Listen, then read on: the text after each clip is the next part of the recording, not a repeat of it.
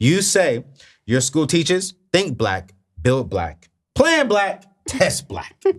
What does it mean to think Black? Blackity black, black, black. How many more times can we put Black in that? That is the question. I'm just saying. I mean, so I think oftentimes in the innovation and business space, when we call out those names that we really respect, it's the Bill Gates, it's the Steve Jobs, right? Those are the names that we lift up as the master innovators. And I think that they've done some incredible things. Okay. But I think that it would be a fallacy, and I think it would do a disservice to teach Black people how to succeed like a white male. Ooh. One, we will not benefit from the same male privilege, white male privilege that they have. Okay. But what we can benefit from is Black privilege. And so when we say think Black, one of the things that we do is we teach people the Black history blueprint, both from the historical and also the contemporary levels. Okay. So like if we're teaching you how to start a business, how to bootstrap, right? So we're going to teach you how Mary McLeod Bethune was able to fundraise for her school, not by going to find some white angel investor in Silicon Valley, but she sold meat pies and also sweet potato pies in order to raise money to rent her one-room schoolhouse, right? We're talking about contemporary examples. I'm not sure if you watch Insecure. I know we just finished the last season. People were Team Lawrence and Team Issa, right? But she started on a free platform where people are going to be watching this, which is YouTube, right? She was able to build up her following there by delivering quality content. She used what she had. She did what she can. She started where she was with people that she knew and a paycheck that resourced her vision. So that teaches people how to start small, think big, and continue to scale over time. That's where Pharrell was able to find Issa Rae's Awkward Black Girl and help invest in season 2. We talk about crowdfunding all the time, right? People being able to contribute to your dream in small amounts, and those small amounts add up to be something really big. She crowdfunded people investing in season 2 of The Awkward Black Girl. Her subscribers came through to help her resource that. We see her on Insecure, right? We know Bethune-Cookman University or college or what have you, but sometimes we don't understand how they started in order to get to that success. Right. So for us, we're unapologetic about the way that we teach Black people how to succeed like Black entrepreneurs. And that's what I mean by think Black. Think Black. Something say. It's think Black. Now, one of the things that you and I always talk about, this is where we argue at sometimes, is I think sometimes people can look at you and say, she's pro-Black and she doesn't like white people. Clean that up for me. Okay. It's so interesting because loving Black people doesn't have to be synonymous with hating white people. You can say that again. Yeah. Loving Black people does not have to be synonymous with hating white people. Okay, catch it. Catch it. So one thing that people don't know about my background is I grew up in a private school, which was majority white. Right. In fact, it was me and another girl named Alicia. We were the only 2 Black people inside of that private school, inside of my grade, from kindergarten all the way up to the 10th grade. My best friend's name was Becky. No lie. Was her name really Becky? I mean, it was Rebecca, but everyone called her Becky. Don't have a problem with white people at all. But this is one thing I will say. The first time that I learned about Black history and Black self-empowerment was in college.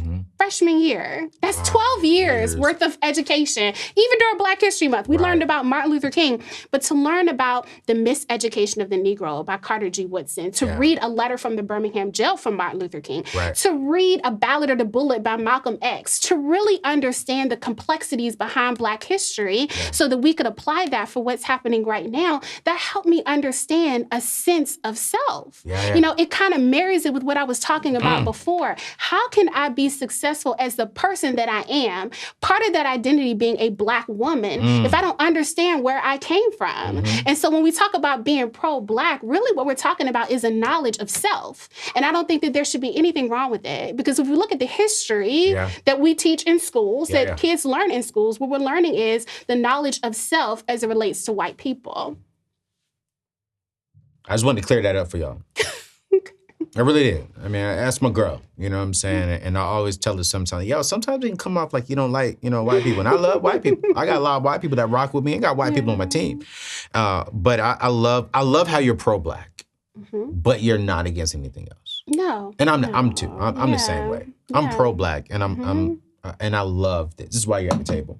So let's talk about Black Upstart, man. I mean, just what was it last Thanksgiving? Black Friday? No, it was a Black Friday before that. It was 2 years ago. 2 years ago. Yeah, Black Receipt. And I mean, how much did y'all do? We did $7.7 million the first year. So Black Receipt was when you got everyone just came out. We went and bought from Black businesses. Yeah. And we turned in all of our receipts. Yeah. I mean, you had everyone from CNN, all these major people covering that story. Yes. And that started from your company, Black Upstart. It did. What is Black Upstart? So Black Upstart teaches Black entrepreneurs how to start businesses that can create jobs. And you mentioned a statistic when we first started, 2 million, 2.56 million Black entrepreneurs, but only a small percentage of them, so like less than 109,000 of them have the capacity to create a job, right? So a lot of us, we're working 9 to 5, we're coming home, and we're building our business from 6 to 10 and 6 to midnight. Yeah. For us, for those people who are interested, we want to teach you not just how to start a business, but how to start a business that can create employment, so you don't have to go begging other people to do for you what you're able to do for yourself. And this is especially important because the wage gap. Yeah. Right? The wage gap is real. And you've heard me talk about this Absolutely. before. Black women especially are affected by that. Yeah. Used to be that Black women would lose $840,000 over their working career. Now they're primed to lose $935,000 over a 40-year career, not because they're not twice as smart or twice as good, but simply because that wage gap exists. Yeah. And so when you hear things like Black women are the fastest growing segment of entrepreneurs, they're trying to capture the income that they're not getting inside of the workplace, and they're doing that through business creation. So we want to take that a step further. Yeah. Don't just start a business. Right. But let's talk about how we can scale it in a sustainable way where it's generating income on a monthly basis. So do you believe everyone should be an entrepreneur? I believe everyone should be entrepreneurial. Entrepreneurial.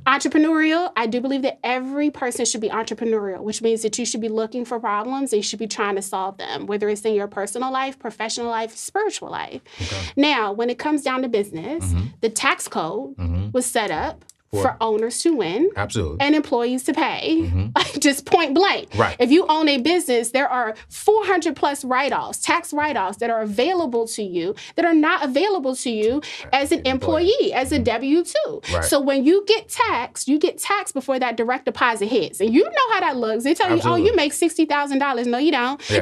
Federal taxes got to come out. State 35. taxes got to come out. Got to come out of your check. And then guess what? When you go to the store, you're spending again, right? Whenever you purchase that item or service, you're paying taxes again.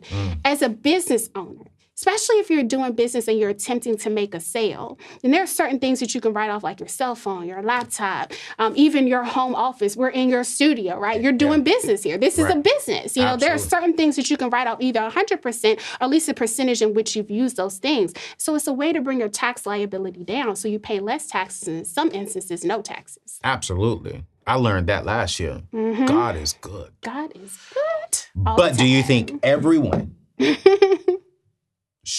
I don't believe everyone should be an entrepreneur.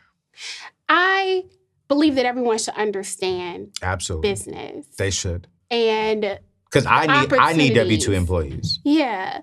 I think that everyone should be an owner. Now, the ways in which you own is up to you. I like that. Right? So you can own a business. You can own shares in a company, right? We were just talking about the metaverse. Perhaps you can own NFTs. You can own real estate. You can own property. I like it. Everyone should be an owner because if you have one stream of income, I always like to say that's hazardous to your wealth position. Agreed. So how are you going to get those additional streams? So that's the conversation. And your brand is known for that side hustle, that, start a business so you can get the tax write-offs.